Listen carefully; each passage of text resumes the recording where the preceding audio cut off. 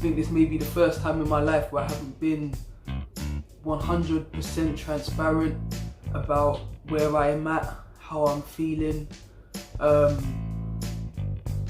I think it was important for me to take the time to process for myself.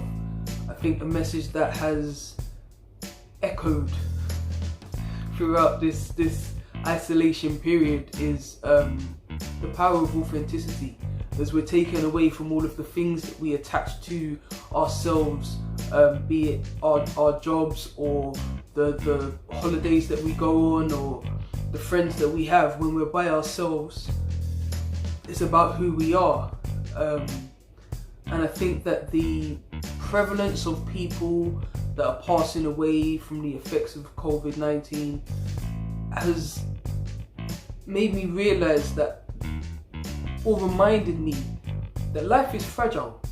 So yeah, in being authentic, I think I'll first answer why I haven't said anything. And the main reason is because I don't have all the answers. I'm still processing myself, getting used to the changes that are happening, how I look, how I sound, how the world interacts with me.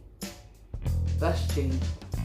Sections of the community have very clear and rigid definitions of what those categories are. But we have like the rigid lesbians, we've got the hardcore gays where it's like, yo, you can either be top or bottom, you can't reverse. There are so many rules within our community, and sometimes when we're fluid, and I use the word fluid quite loosely, I use it fluidly, it's difficult to sometimes find a box to put yourself in.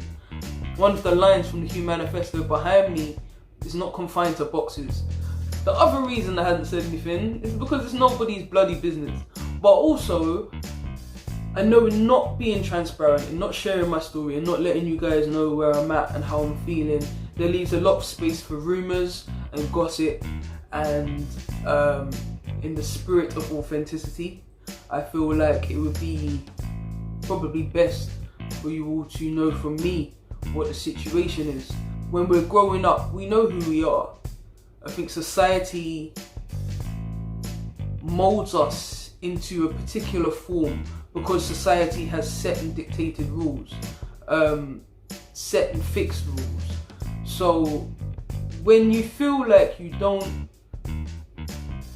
or you can't adhere to the rules that society has set for you, it's difficult to find the space of belonging. Hindsight has reminded me of a time when I was younger and my brother said to me, Nick, I think you should go into bodybuilding because you develop muscle really, really quickly. I was all down for that idea. I was like, yeah, I can do bodybuilding. I mean, my heroes were the likes of Arnold Schwarzenegger, Sylvester Stallone, Lou Ferrigno. I mean, I just exposed my age. Anyway, yeah, those were my idols. So I was jumping at the idea of being a bodybuilder until I realised that I would have to wear a bikini as opposed to a Speedo. Red flag. I think today being International Transgender Day of Visibility, I am Nicky Dawes and I am trans. I'm going to share the journey as best I can. I don't know what it is that you all would want to know, or the questions that you may necessarily have, because I don't know what it is that I'm necessarily trying to share. But I've realised that I don't need to know what it is because it's all about the journey. But jump on my social media, drop me a message, comment underneath the video. If I can answer the question, I'll answer the question as honestly as I can. I know the raging question is am I on testosterone, but we'll respond to that in another video. Tune in next time for Is Nick on Tea? Yeah, hit me up, man. Peace, love and light.